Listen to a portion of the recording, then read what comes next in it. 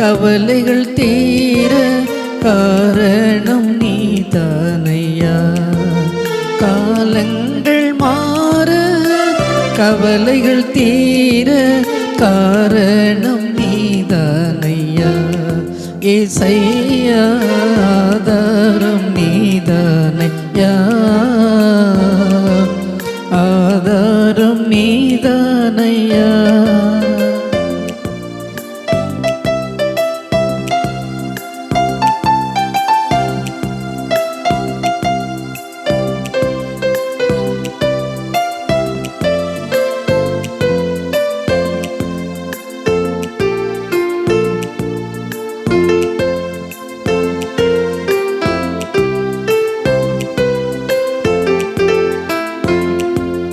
உலகத்தில் என்னென்ன ஜெயங்கள் கண்டேனான் இந்நாள் வரையும். உலகத்தில் என்னென்ன ஜெயங்கள் கண்டேனான் இந்நாள் வரையும். ஆனாலும் ஏனோ நிம்மதியில்லை, குழப்பங்கள் நிறைகின்றன. ஆனாலும் ஏனோ நிம்மதியில்லை, குழப்பங்கள் நிறைகின்றன. இந்நிலை மாற ஆதாரம் நீதானையா, ஆதாரம் நீதானையா. காலங்கள் மாற கவலைகள் தீர காரணம் நீதானையா. காலங்கள் மாற கவலைகள் தீர காரணம் நீதானையா.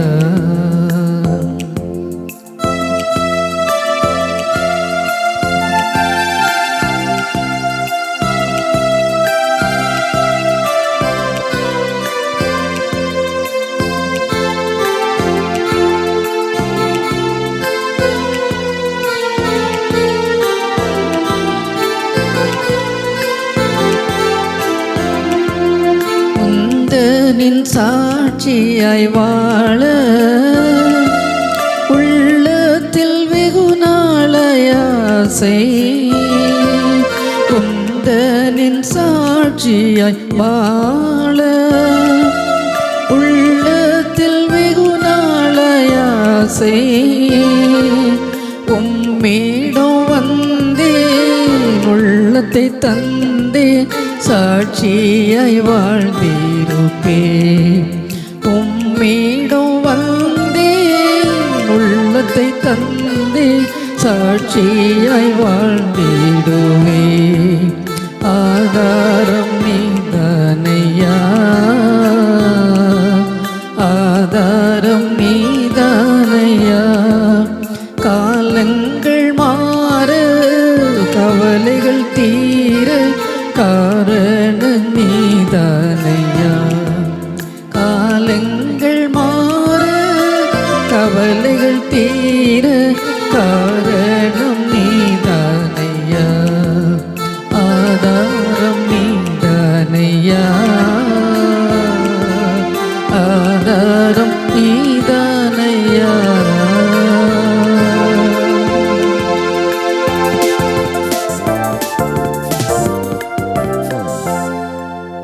எங்களை கிருபையாய் நேசித்து வழிநடத்துகிற அன்பின் தகப்பனே, உம்மை துதிக்கிறேன், உம்மை சோசிக்கிறேன் சுவாமி.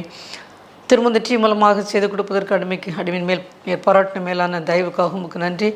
இந்த நாளிலேயும் கொடுக்கப்படுற செய்திக்காகவும் சமுத்திரையை பார்க்கிறேன். என் மறைத்து வெளிப்படும் உடைய வார்த்தைகளாக இருக்கட்டும். பிரயோஜனமான செய்தியாக இருக்க கிருபை பாராட்டும். துதிக்கணமாய் மேலாம் ஒருவருக்கே செலுத்துகிறேன். இயேசு கிறிஸ்து நாமத்திலே ஜெபங்களும் நல்ல பிதாவே, ஆமேன். கர்த்தருடைய மகத்தான நாமத்திற்கு சோஸ்திரம் உண்டாவதாக.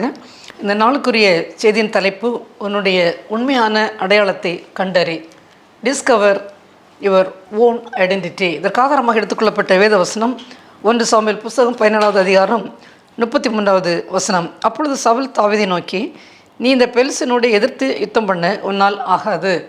நீ இளைஞன், அவனோ தன் சிறு வயது முதல் யுத்த வீரன் என்றான். 16ஆம் தேதி இந்த மாதத்திலே நியூஸ் பேப்பரை பார்த்து கொண்டு இருக்கும்போது அந்த நியூஸ் பேப்பரை படிக்கிறதுக்கு ஓப்பன் பண்ணும்போது உள்ளேருந்து மேகசின் விழுந்தது. அது தினகரன் கல்வி சிறப்பு மலர், கல்வி பற்றி போட்டிருக்கிறதே என்னதான் இருக்கிறது என்று பார்ப்போம் என்று இங்கே திறந்து பார்க்கும்போது ஒரு தலைப்பை பார்த்தேன். உள்ளத்தில் உள்ள குறைபாடுகளை நீங்கள் தூக்கி எறியுங்கள், வெற்றி உங்களுடைய வசமாகும் என்ற தலைப்பில் ஒரு பெண்ணை பற்றி போடப்பட்டிருந்தது. அவளுடைய பெயர் ஹெனா சைமன் ஆலிஸ். இவளுடைய பெற்றோருக்கு முதல் குழந்தை. இவளுடைய தாயார் பிரெக்னண்டாக இருக்கும்போது 21 வயது, முதல் குழந்தை. பிறக்கும்போது என்ன ஒரு எதிர்பார்ப்போடு இருந்திருப்பார்கள். முதல் குழந்தை என்னெல்லாமோ செய்ய வேண்டும் என்ற மனதிலே மனக்கோட்டை கட்டியிருப்பார்கள். ஆனால் இவள் பிறந்தபோது இவளுக்கு ஒரு மைக்ரோஃப்தால்மியா என்று சொல்லக்கூடிய ஒரு கண்டிஷனோட பிறந்தாள். அப்படி இருந்தால் கண் பார்வை இருக்காது, கண்கள் சின்ன ஒரு பால்ஸ் மாதிரி இருக்கும். அதை பார்ப்பதற்கே ஒரு பயங்கரமான வெகுவர தோற்றமாக இருக்கும். பயங்கரமானவர்களுக்கு வேதனை. ஆனால் ஸ்பிரிச்சுவலான ரொம்ப ஜபத்திலேயும் அவனோடு நெருங்கி ஜீவிக்கூடிய ஒரு கப்பல் தகப்பனார். அப்படிப்பட்டவள் இப்படி நடந்தேன், நமக்கு இப்படி ஏன் நடந்தது என்று சொல்லி மனதுக்கு ரொம்ப வேதனை. உறவினர்களும் இந்த குழந்தை வைத்து என்ன செய்ய போகிறென்றெல்லாம் பேசினார்கள். ஆனாலும் இந்த குழந்தை அவர்கள் மற்ற எப்படி சாதாரணமான குழந்தை எப்படி இருக்கும் அதே போல் இதை வளர்த்து கொண்டு வந்தார்கள். ஸ்கூலில் படிக்க வைக்கும்போதும் இவள் இந்த குழந்தை வளர்ந்த பிறகு இவளுக்கு ஸ்கூலுக்கு போனால் மற்ற பிள்ளைகள்லாம் இவளை பார்த்து கோஸ்ட்டு, உன்னை பார்த்தால் பயமாக இருக்கிறது என்று சொல்வாரெல்லாம். இப்படி ரொம்ப விரலெல்லாம் காண்பித்து இது எத்தனை நம்பர் என்று சொல்லி இப்படியெல்லாம் சொல்லி ஏளனமாக கேவலமாக அந்த குழந்தையை பற்றி பேசுவார்கள். கூட உள்ள சிறு குழந்தைகள், இந்த ஸ்கூலில் படிக்கக்கூடிய பிள்ளைகள். வீட்டில் போய் அம்மாவோட போய் அழுது அம்மா நான் ஏன் இப்படி பிறந்தேன்னு சொல்லி கண்ணீரோடு அழுவாளாம். அப்பொழுது தாயார், நீ யாரெல்லாம் உன்னை கேலி செய்கிறார்களோ இந்த கேலி செய்தவெல்லாம் உன்னை கங்க்ராச்சுலேட் பண்ணுவார்கள், உன்னை வாழ்த்துவார்கள், ஒரு நாள் வரும், அப்பொழுது இவள் எல்லாரும் உன்னை வாழ்த்துவார்கள் என்று சொல்லி அவளாக இப்படி இருக்கிறாள் சொல்லக்கூடிய ஒரு நாள் வரும். அதனால் மகளே, நீ ஒன்றுக்கும் வேதனைப்பட வேண்டாம், நிச்சயமாக ஆண்டவனோடு கூட இருக்க உனக்கு இப்படி ஒரு இதை கொடுத்துப்பான்னு எதிர்காலத்திலே உனக்கு ஒரு தனியாக ஒரு சிறப்பு இருக்கிறது, அதுக்காக இருக்கிறது சொல்லி அவளுக்கு இன்னும் 2 அவள் கூட பிறந்து அதுக்கு பிறகு 2 பிள்ளைகள் பிறந்தது. அவள் நார்மலான குழந்தைகள். அந்த குழந்தைகள் கூட இவளை எந்த ஒரு வித்தியாசம் இல்லாதபடி அவள் கடந்து வந்தார்கள். ஸ்கூலிங் கூட மற்ற ஸ்கூலில் சேர்த்த மாற்றுத்திறனாளி பிள்ளைகள் படிக்கக்கூடிய ஸ்கூலில் சேர்த்தால் இவளுக்கு ஒரு வித்தியாசமான எண்ணம் வருமே என்று சொல்லி அவர்கள் மற்ற பிள்ளைகள் சாதாரணமாக நல்ல நார்மலான சில்ட்ரன் படிக்கக்கூடிய ஸ்கூல்லே இவளை சேர்த்தார்கள். இவள் என்ன சொன்னால், இந்த மாற்றுத்திறனாளிகள் உள்ள அந்த ஸ்டூடெண்ட்ஸ் அத்தனை பேரிலும் இந்தியா முழுவதிலுமே இவள் ஃபஸ்ட்டாக இவள் வந்தாள். 500 மார்க்குக்கு 496 மார்க் எடுத்து சாதனை படைத்தாள். மட்டுமல்ல, அவள் என்ன சொல்ல சொன்னால், ஏசாயா அவளுடைய வாழ்க்கையிலிருந்து அவள் ஒவ்வொரு காரியத்திலும் ஆண்டவர் கூடவே இருப்பதை ஒரு நாளும் மறந்தது கிடையாது. இவ்வளோ ஒரு டிசபிலிட்டியோடு பிறந்த ஒரு மகள், குருட்டு பார்வை இல்லாத ஒரு மகளாக பிறந்த போதும் அவளுக்கு என்ன ஒரு நம்பிக்கைன்னு சொன்னால், அவள் ஒரு பாடலில் அநேகமான பாடலை பாடியிருக்கிறாள். தானே இயற்றி ஆங்கிலத்திலே பாடியிருக்கிறாள். அது மட்டுமல்ல, அவருடைய பெரிய ஒரு எழுத்தாளர் வேறு. அவள் அந்த வசனம் எதுன்னு சொன்னால், ஏசாயா தீர்க்கதரிசன புஸ்தகம் 41வது அதிகாரத்திலே, நீ பயப்படாதே, நான் உன்னுடனே இருக்கிறேன், திகையாதே, நான் உன் தேவன், நான் உன்னை பலப்படுத்தி உனக்கு சகாயம் பண்ணுவேன், நீதியின் வலது கருத்தினால் உன்னை தாங்குவேன் என்னும் 42வது அதிகாரத்திலே 16வது வசனம். குருடரை அவள் அறியாத வழியிலே நடத்தி அவர்களுக்கு தெரியாத பாதைகளில் அவளை அழைத்து கொண்டு வந்து அவளுக்கு முன்பாக இருளை வெளிச்சமும் கோணலை செவியுமாக்குவேன். இந்த காரியங்களை நான் அவளுக்கு செய்து அவளை கைவிடாதிருப்பேன் என்று இந்த வசனங்களை அடிக்கடி அவள் சொல்லி பல இடங்களில் மோட்டிவேஷனல் டாக்கெல்லாம் கொடுத்து கொண்டு இருக்கிறாள். இப்பொழுது அவளுக்கு வயது 21 வயது தான். அவளுக்கு என்ன கிடைத்து சொன்னால், அமெரிக்காவிலே ஒரு யூனிவர்சிட்டியிலே இவளுக்கு சைக்காலஜியில் படிக்கணும், ரொம்ப மனோதத்துவ நிபுணராக வர வேண்டும் என்று சொல்லி ரொம்ப ஆசை. என்றால் என்னை போல் இப்படி கஷ்டங்களையும் சவால்களையும் சந்தித்து வருகிறவர்களுக்கு நான் ஒரு மோட்டிவேஷன் ஸ்பீக்கராக அவர்களுக்கு ஒரு உந்துதலை கொடுக்கக்கூடியவர்களாக வர வேண்டும் என்று சொல்லி சைக்காலஜி படிக்க வேண்டும் சொல்லி அங்கே அவள் செலக்ட் பண்ணப்பட்டால். என்ன காரணம், என்ன அற்புதம் நடந்ததுன்னு சொன்னால், அந்த யூனிவர்சிட்டி இவளுக்கு வருடந்தோறும் 60 லட்சம் அவர்களே பே பண்ணி அவளுக்கு படிப்பதற்குள்ள எல்லா செலவுகளும் ஸ்காலர்ஷிப் கொடுத்து அவளுக்கு அங்கே இடம் கொடுத்தாரு. அவளை படித்து கொண்டிருக்கிற 2 ஆண்டுகள் முடித்து விட்டது. இதை படித்து எனக்கு அந்த நாளிலே கொஞ்சம் மனதுக்கு கொஞ்சம் டிப்ரெஷனாக இருந்தது. ஏன் ஆண்டவரே, என்னை தள்ளி இருக்கிற போலே இருக்கிறதே, எல்லா சூழ்நிலையிலும் கொஞ்சம் தள்ளி இருக்கிறேன் என்று சொல்லி மனதுக்கு கொஞ்சம் டிப்ரெஷனாக இருந்தது. அந்த நேரத்திலே தான் இந்த ஒரு புக்கு படிக்க, நியூஸ் பேப்பரை படிக்க, அதில் அந்த சிறப்பு மலர் விழவும் அதிலே இந்த மகளுடைய அந்த ஒரு சுயசரிதை படிப்பதற்கு ஒரு தருணம் எனக்கு கிடைத்தது. அவளை பாருங்கள், ஆண்டவர் அவளுக்கு அந்த அளவுக்கு பிரச்சனைகள், ஒரு பிறவிலே ஒரு குருடாக பிறந்து பல கேவலமான வார்த்தை கூட இருந்த ஸ்கூலில் உள்ள பிள்ளைகள் எல்லோருமே கேவலமாகது மட்டுமல்ல, அவருடைய பெற்றோருக்குமே பலரும் ஒருவேளை இவர்கள் பாவம் செய்திருப்பார்கள்.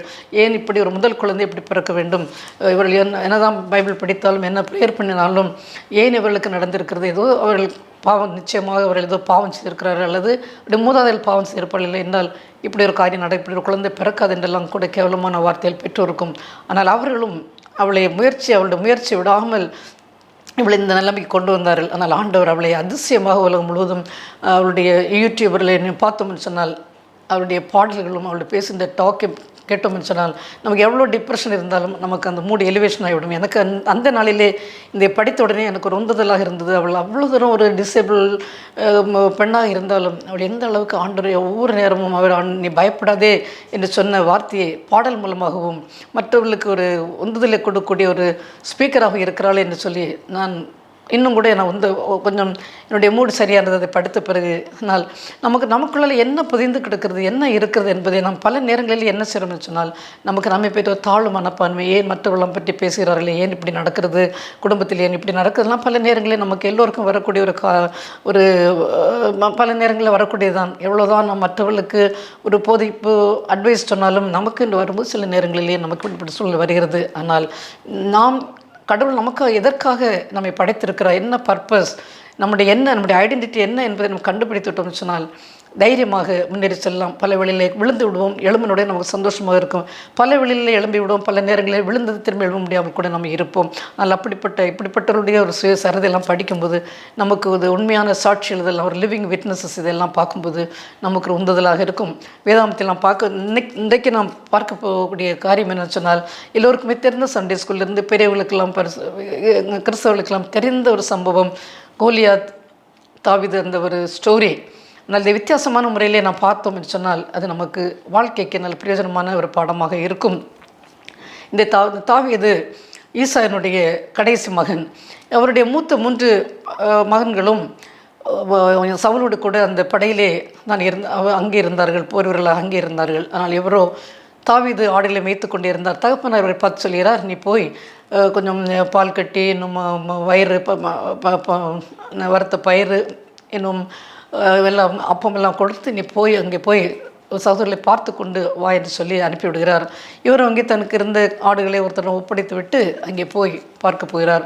அங்கே பார்க்க போகும்போது என்ன நடக்கிறதுன்னு சொன்னால் அங்கே பயங்கரமான ஒருவன், இந்த இஸ்ரவேல் ஜனங்களுக்கும் பெலிஸ்தருக்கும் இடையே வார் நடக்கிறது. அவர்கள் ஒரு மலை மேலே நிற்கிறார்கள், இந்த இஸ்ரவேல் ஜனங்கள் ஒரு மலை மேலே நிற்கிறார்கள். 2 பேருக்கு இடையே ஒரு பள்ளத்தாக்கு.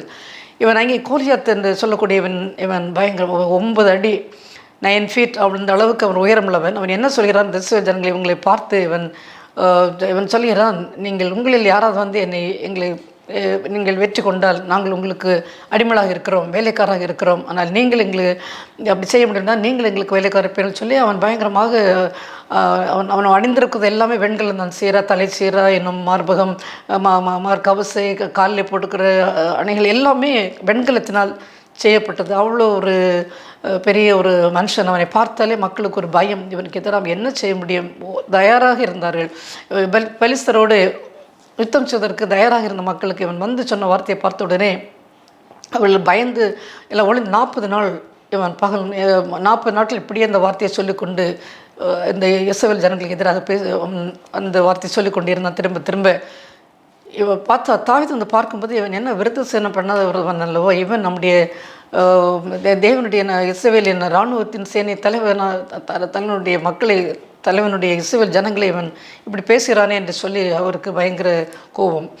அப்போ இவர் என்ன செய்கிறாச்சுன்னா, அங்கே உள்ள மக்கள் சொல்கிறார்கள், இந்த கோலியாத்தை கொல்லுகிறவனுக்கு ராஜா அவர் பரிசு கொடுப்பார், அவருடைய மகளை திருமணம் செய்து கொடுப்பார், அவருடைய குடும்பங்கள் முழுவதுக்குமே டேக்ஸ் எல்லாமே எக்ஸம்ஷன் இருக்கும் என்றெல்லாம் அவர் சொல்கிறார்கள். சொன்ன உடனே தாவீது அவருடைய மூத்த சகோதரனை பார்த்து என்ன சொல்கிறார், நீ என்ன இங்கே வந்தது என்ன? எலியாப் இவரை பார்த்து சொல்கிறார், உனக்கு கொடுத்திருந்த ஆடுகள்லாம் விட்டு நீ எதற்காக இங்கே வந்தால், உனக்கு அகங்காரம் என்றெல்லாம் அவர் சொல்கிறார். அதுக்கு தாவீது சொல்ல, நான் அங்கே வந்தது ஏன் தவறா என்றெல்லாம் கேட்டது மக்கள் சொல்லும்போது இவருக்கு அந்த பயமே இல்லை. சிறுவன் அந்த நாடுகளை மேய்த்து கொண்டிருந்த ஒரு சிறுவன் 17 வயது வேண்டுமென்றால் இருக்கும். ஆனால் இப்படி இவன் இவ்வளோ தூரம் அவன் சொல்வதற்கு நம்முடைய நம்ம தேவநாயகத்தை எவ்வளோ ஒரு வல்லவர், நம்முடைய மக்கள் எவ்வளவு அந்த சேனை என்ற கர்த்தராகிய தேவனுடைய மக்கள் அல்லவா, இவன் எப்படி பேசுகிறான்னு சொல்லி மனதுக்குள்ளார ஒரு வைராக்கியம். அப்போ இந்த மக்களிடம் இப்படி சொன்ன உடனே நான் போகிறேன் என்று சொன்ன உடனே சவுலிடம் அழைத்து கொண்டு போகிறார்கள் தாவீதை. அங்கே போன உடனே தாவீது சவுலை பார்த்து சவுல் தாவீதை பார்த்து சொன்னால், நீ அவன் கூட வெத்து போக முடியாது, அவன் யுத்த வீரன், நீயோ சிறுவன், உன்னால் போகவே முடியாது என்று சொல்லி சொன்ன உடனே அவர் சொன்னால், இல்லை, நான் ஆடுகளை மேய்த்து கொண்டு இருக்கும்போது ஒரு கரடி வந்தது, சிங்கம் வந்தது, ரெண்டையுமே நான் சேனையின் தேவனாய கர்த்தர் என்னோட இருந்த காரணத்தினால் நான் அவற்றை கொன்று போட்டு ஆடுகளை நான் ரட்சித்தேன் என்று சொல்லி மீட்டு கொண்டேன் என்று சொல்கிறார். உடனே சவுலும் அதற்கு அவருடைய எப்படி அவனுக்கு எதிராக கோலியாத்துக்கு எதிராக போகணும்னு சொன்னால் அதற்குள்ள அணிகளை அடைவதற்காக அவருடைய எல்லாம் எடுத்து கொடுத்தால், இவரோ ஆடுகளை வைத்து கொண்டிருந்தார், கையில் தடியை வைத்து கொண்டு கவனை வைத்து கொண்டிருந்தவர். இவருக்கு அதை போட்ட உடனே இவரால் அதை போட்டு சமாளிக்க முடியவில்லை. சொல்லிவிட்டு அதையெல்லாம் கலைந்து விட்டு கையிலே ஒரு அந்த தடியை வைத்து கொண்டு கையிலே ஆற்றுல 5 கூழாங்கற்களையும் எடுத்து வைத்து கொண்டு போகிறார். என்ன நடக்கும்? அவன் அங்கேருந்து பேசுகிறான். கோலியாத்திடம் பேசும்போது அவன் நினைக்கிறான், நீ என்னை தடியை கொண்டு வந்து அடிக்கிறதுக்கு நான் நாயா என்று சொல்லி பரியாசம் பண்ணுகிறான். ஒரு சின்னவனாக இருக்கிறான், அழகாக இருக்கிறான். இவன் என்ன சிவந்த மீனையுடைய நல்ல அழகான ஒரு வாலிபன், நீயா என்னை கொல்ல போகிறான்னு சொல்லி அவன் அசால்ட்டாக ஒரு அலட்சியமாக பேசினான். என்ன செய்ய ஒரு கல்லை மட்டும்தான் எடுத்தார். எங்கே எறிந்தான்? நெற்றியில் எறிந்தார். அவன் அப்படியே முகங்குப்புற விழுந்தான். பின்னால் விழவில்லை, முகங்குப்புற விழுந்தான். என்ன செய்தான் சொன்னால் சும்மா இருக்கவில்லை. அவருடைய அந்த கோலியாத் அவனுடைய பட்டியத்திலிருந்து வாளை உருவி அதை எடுத்து அந்த உரையிலிருந்து பட்டத்தை எடுத்து கழுத்தை வெட்டி அந்த கழுத்தை கையில் வைத்து கொண்டிருக்கிறான். தூரத்திலிருந்து அங்கே இவர் சவுல் கேட்கிறார், அவருடைய சேனாதிபதியாகிய அப்னேரிடம் கேட்கிறார், அந்த வாலிபன் யார் என்று கேட்டு அவன் எனக்கு தெரியாது என்று சொல்கிறார். உடனே இவர் அந்த தாவீதையே சவுலிடம் அழைத்து கொண்டு போகிறார். போகும்போது கையிலே கோலியாத்துடைய தலை இருக்கிறது. எப்படி இருக்கும் பாருங்கள். அவர் இந்த சிறுவன் உன்னால் அங்கே போக முடியாது, அவன் யுத்த வீரன் என்றெல்லாம் சொன்னார் சவுல். ஆனால் இவர் சின்ன ஒரு ஆடுகளை மேய்த்து கொண்ட சிறுவன் தான், வாலிப பையன். அந்த அவ்வளோ தூரம் அந்த படைகள்லாம் பயந்து போனது. இவனை இந்த தலையை எடுத்து இந்த கோலியாத்தை கொண்ட உடனே அதுக்கு பிறகு எல்லோருமே இஸ்ரவேல் ஜனங்கள் அந்த வீரர்கள்லாம் அதற்கு பிறகு பெலிஸ்தருக்கு எதிராக போகிறார்கள். அது வரைக்கும் ஒளிந்து பயந்து கொண்டிருந்தவர்கள் இவருடைய செய்யை பார்த்து இவர் இந்த ஒரு சாதனை செய்த பிறகு தைரியமாக இந்த பெலிஸ்தரை விரட்டுகிறார்கள், உடைமையெல்லாம் எடுக்கிறார்கள் என்பதுதான் இங்கே உள்ள கதை. சவுல் என்ன சொல்கிறார் சொன்னால், யாருடைய மகன் என்று அவர் தான் சொல்ல, நான் உம்முடைய அடியானாகிய ஈசாயினுடைய கடைசி மகன் என்று சொன்ன உடனே அவர் தன்னுடைய வீட்டுக்கு திருப்பி அனுப்பிவிட தகப்பன போவதற்கு அனுமதிக்காமல் இங்கே சவுலோடு கூட வைத்து கொண்டார். இதுதான் இங்கே பார்க்கும்போது உன்னுடைய உண்மையான அடையாளத்தை கண்டார் என்ற தலைப்புக்கு இதுதான். இவர் நினைத்து பார்த்துருப்பாரா இந்த அளவுக்கு ஒரு நிலைமைக்கு வருவார்னு சொல்லி ஆடுகளை மேய்த்து கொண்டிருந்தார். ஆனால் இவரிடம் இருந்த ஒரு காரியம் என்னன்னு சொன்னால், நாம் பல வேளைகளில் என்ன பண்ணிடுவோம் என்றால், ஆண்டவர் நம்மை அவருடைய காரியங்களுக்காக அவர் எவ்வளவோ நம்ம விசேஷத்தவர்களாக உபயோகிக்க வேண்டும் நினைக்கும் போது நம்மை பற்றி நாம் தாழ்வாக நினைக்கிறோம். ஆனால் இங்கே பார்த்தோம்னு சொன்னால் அவ்வளோ பெரிய ஒரு கொலியாத்தவன், 9 அடி உயரமுள்ளவன். இவனை பற்றி ஒரு எண்ணம் அங்கே எல்லோருக்கும் இருந்தது. ஐயோ, இவன் தினமும் 40 நாள் இப்படியா நமக்கு எதிராக பேசுகிற, நம்மை பயப்படுத்துகிற, நம்மளை தீயலடை செய்கிறானே, இவனை எப்படி நாம் மேற்கொள்ள முடியும் என்று சவுல் ராஜாவுக்கோ அத்தனை பேருக்கும் இவனுடைய மூத்த சகோதரர்கள் அங்கே இருந்தார்கள். இன்னும் அவர் கூடவே உள்ள போர்வர்கள் யாருக்குமே அந்த ஒரு தைரியம் வரவில்லை. ஆனால் இவருக்கு எப்படி தைரியம் வந்து சொன்னால், தேவன் என்னோட கூட இருந்தால் நிச்சயமாக அந்த கரடிக்கும் அந்த சிங்கத்துக்கும் தப்பித்த தேவன் நிச்சயமாக இந்த ஒரு கோலியாத்தை விருத்த சேன பண்ணப்பட ஒருவன் இவன் நம்மை பார்த்து பேசுவதா, நாம் எவ்வளோ ஒரு நம்ம ஒரு பலமுள்ள ஒரு தேவனுடைய வல்லமையான தேவனுடைய பிள்ளைகள் அல்லவா என்று சொல்லி அந்த ஒரு வைராக்கியத்தோடு தன்னை தயார்படி ரெடி பண்ணி கொண்டு போகிறான்னு சொன்ன போய் ஒன்றுமே செய்யவில்லை. எந்த விதமான எந்த ஒரு ட்ரைனிங் கிடையாது, ஒரு போர் வீரனுக்கு ட்ரைனிங்கும் எதுவுமே கிடையாது. ஆனால் தேவன் அவரோடு கூட இருந்த ஒரு காரணத்தால் தைரியம் இருந்தது. நிச்சயமாக கர்த்தர் என்னை நம்முடைய கையில் இஸ்ரவேல் ஜன மத்தியிலே கையில் தருவார்னு சொல்லி அந்த ஒரு தைரியத்தோடு அவர் போகிறார் என்று பார்க்கும்போது, நமக்கு இப்படிப்பட்ட சில சூழல் வரும்போது, நான் அங்கே போனால் இந்த கோர்ஸுக்கு நம்ம இடம் கிடைத்திருந்தால் அது என்னால் படிக்க முடியாது நினைக்கிறோம். அந்த வேலைக்கு போனால் மற்றவர்களாம் நல்ல முறையில் இருக்கிறார்கள், பார்ப்பதற்கு அழகாக இருக்கிறார்கள், எல்லாம் இருக்கும்போது நான் இங்கே போனால் என்னால் சமாளிக்க முடியுமா என்றெல்லாம் நினைக்கிறோம். ஆனால் கர்த்தர் நம்மோடு இருந்தால் நிச்சயமாக எல்லோருடைய அசாதாரணமான அற்புதங்களை நம் மூலமாக ஆண்டவர் செய்வார் என்பதில் எந்த விதமான சந்தேகம் கிடையாது. அடுத்து பார்க்கும்போது அவர் என்னன்னா அவருடைய தாட் பெரிதாக இருந்தது. எந்த ஒரு நாம் ஒரு கனவை கண்டாலும் பெரிதாக காண வேண்டும், எது நினைத்தாலும் செய்தாலும் பெரிதாக நாம் செய்ய நினைக்க வேண்டும். இவர் கோலியாத்துக்கு மேலே அந்த அந்த கல்லை அவர் காலில் எறிந்தாரா? இல்லை. அல்லது வயிற்றில் இருந்தாரா? இல்லை. மார்பத்தில் இருந்தாரா? இல்லை. ஏன் நெத்திலே இருந்தார்? அவருடைய எண்ணங்கள் அவனை அப்படியே முங்குப்புற விழ வைக்க வேண்டும் என்ற ஒரு எண்ணத்திலே தான் அந்த ஒரு பெரிதாக நினைத்த ஒரு காரியத்தை பார்க்கணும். வேறு பட்டயத்தாலோ அல்லது ஈட்டியினாலோ அவரை சொல்கிறார், நம்முடைய தேவன் பட்டயத்தினாலோ அவர் யுத்தம் உணர்வது அல்ல. 17வது அதிகாரத்தில் பார்க்கும்போது அதற்கு தாவீது பெலிஸ்தீனை நோக்கி 45வது வசனம், நீ பட்டயத்தோடும் ஈட்டியோடும் கேடகத்தோடும் என்னிடத்தில் வருகிறாய், நானும் நீ நிந்தித்த இஸ்ரவேலுடைய இராணுவங்களின் தேவனாகிய சேனையுடைய கர்த்தரின் நாமத்திலே உன்னிடத்தில் வருகிறேன் என்று சொல்கிறார். பார்க்கும்போது அவருடைய அந்த ஒரு வல்லமை நம்முடைய தேவன் வல்லமை உள்ளவர் என்பதை மனதில் வைத்திருந்தார். அதனால் தான் பெரியதாக நினைத்தார். வேறு எங்கேயோ காலில் அடித்தோ கையை உடைக்க வேண்டுமோ அப்படி அவர் நினைக்கவில்லை.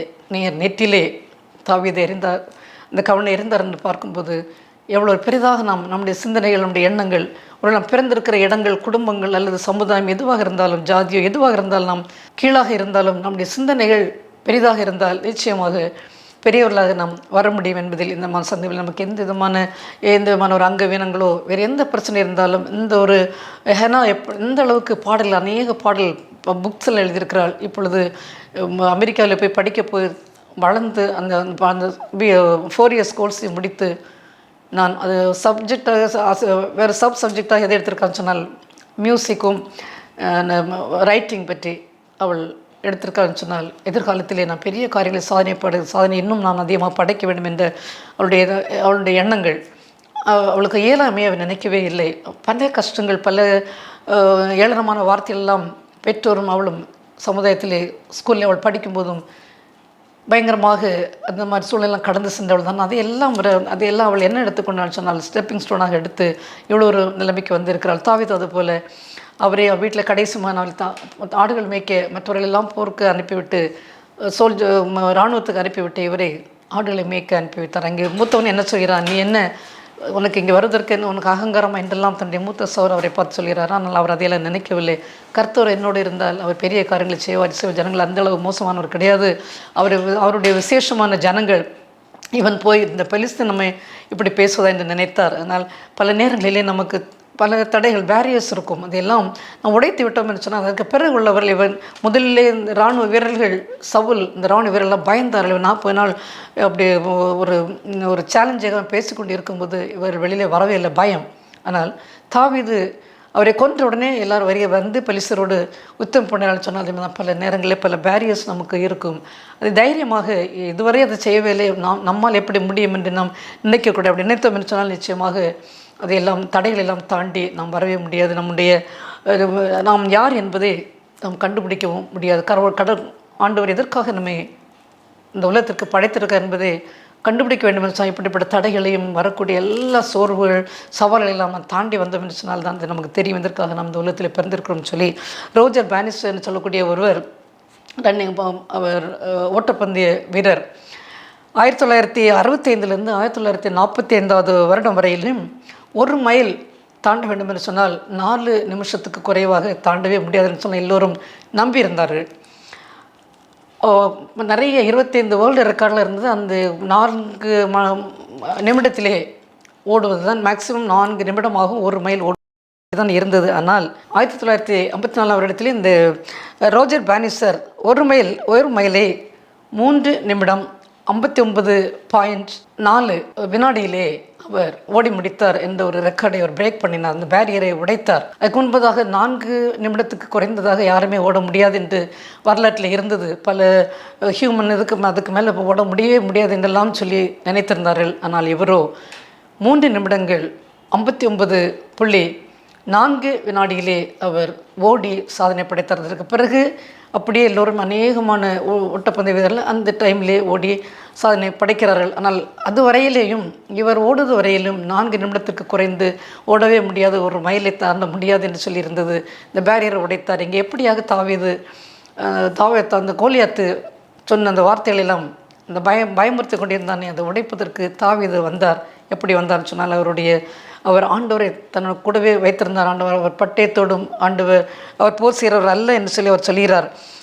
கேடகத்தோடும் பட்டயத்தோடும் ஈட்டியோடும் கேடகத்தோடும் அவர் நம்முடைய தேவன் யுத்தம் பண்ணுகிறவன் அல்ல.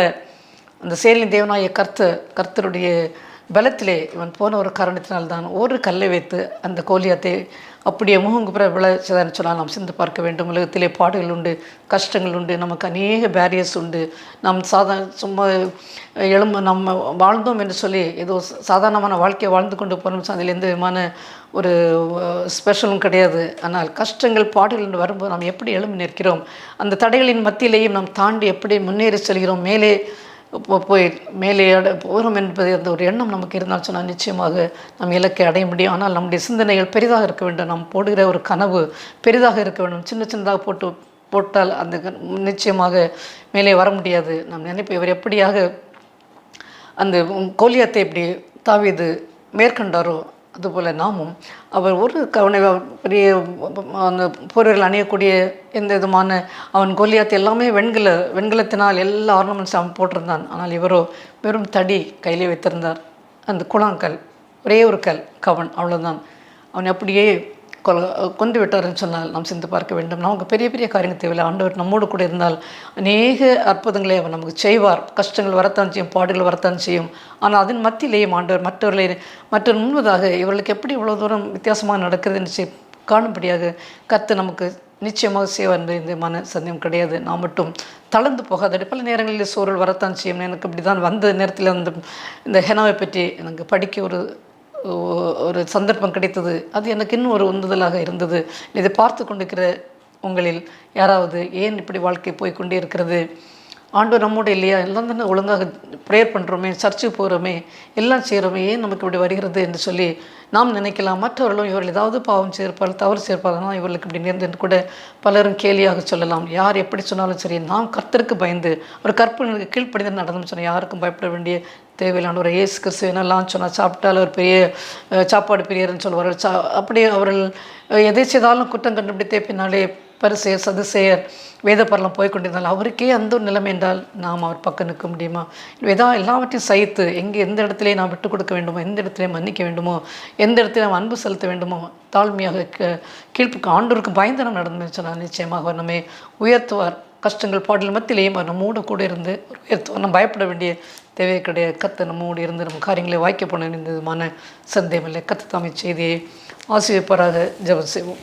நண்பின் தகப்பனே, உமக்கு நன்றி அப்பா. இந்த நாளிலேயும் தாவீது மூலமாக கொடுத்த செய்திக்காக உமக்கு நன்றி. அந்த மகளுக்காகவும் நான் நம்மை துதிக்கிறேன், நம்ம சோசரிக்கிறேன். ஆண்டவரே, பிறந்து லேப்பிறவிலே அந்த ஒரு தலைமையாக கண்டிஷன் மூலமாக பிளைண்டன்ஸோடு வளர்ந்த அந்த குழந்தை, ஆனால் பெற்றோரும் எவ்வளோ கடினமான பாதையில் கடந்து சென்றிருப்பார்கள். ஆனால் இந்த நாட்களிலே அவள் உங்களுடைய நாமத்தை மகிமைப்பதை எதை எடுத்தாலும் என் தேவன் என்னோடு கூட இருக்கிறார்னு சொல்லி உம்முடைய வசனங்களையும் உம்முடைய வார்த்தையிலையும் சொல்லி தான் படிப்பது மட்டுமல்ல, நீ தான் எல்லாவற்றையும் செய்தீர், அற்புதங்களை அரசியல் செய்து கொண்டு இருக்கிறேன்னு சொல்லி உயிருள்ள ஒரு சாட்சியாக இருக்கிற அந்த மகளுக்காக நான் நம்மை துதிக்கிறேன் சுவாமி. நாங்கள் சிந்து பார்க்கணும். எங்களுக்கு எல்லா அவயங்களையும் நன்றாக கொடுத்திருக்கிறீர். ஆனாலும் ஏன் நாங்கள் அதை பயன்படுத்தாதபடி பல நேரங்களிலே நாங்கள் எங்களையே தாழ்மனா பணியோடு நாங்கள் நடத்தி கொண்டு இருக்கிறோம். ஒரு சத்துவத்தை கொடுக்கிறவர் நீர் சுவாமி. அதுபோல் தகப்பனே, எங்களுக்கு பல தடைகளெல்லாம் வரத்தான் செய்யும். தடையெல்லாம் தாண்டி போவதற்கு வேண்டிய நல்ல ஒரு தைரியத்தையும் மன தைரியத்தை எங்களுக்கு தரும்படியாக செபிக்கிறேன்.